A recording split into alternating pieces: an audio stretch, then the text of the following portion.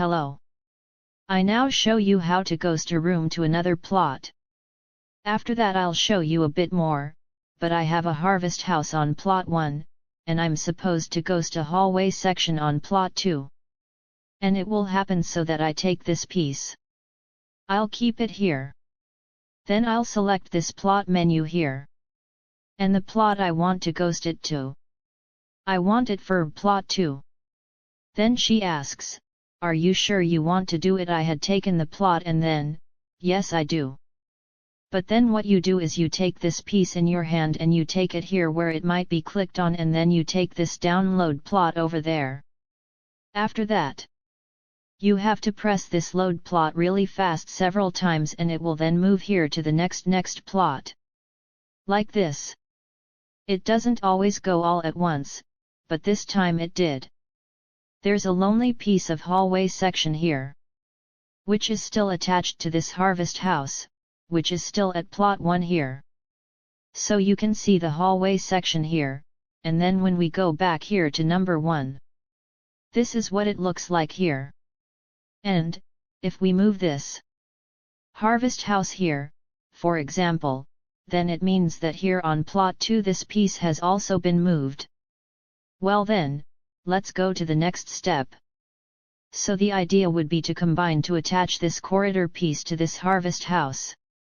Well, that's easier said than done. I usually do so that I choose a point where I can use as a kind of anchor point. For example, a reference point is, say, this red, whatever the trash can is. I'm taking this kind of about to the point where it is. Makes it a lot easier with these layouts. I mean, for this method, you should choose, or download, an app that shows the coordinates of both houses or rooms. Now back to number 1, because we had the corridor piece now still attached here. Here in the harvest house. I'm going to move this house now. That way. Where I suspected that the other harvest house was located. Probably somewhere around there. Went a bit too far ahead. Yeah, that much. Well, that's it. It's attached to it now. It didn't take me more than maybe 15 minutes while I was fighting with it, but it's there. I actually used my fingernail to help. Like on the edge of the screen. So that helped me. I put that house exactly where I want it. Yeah, well, what's my point now that the hallway section is now attached to this harvest house? It's that when you start moving this house and putting it in place, it starts spitting out this hallway section from here. Well, what does it mean then? What do we do with it? It means that if I put a window in there and I go to move this house, the window stays there. And now it sucks the hallway section into itself. So, and this is the same hallway section, which was from that plot 1.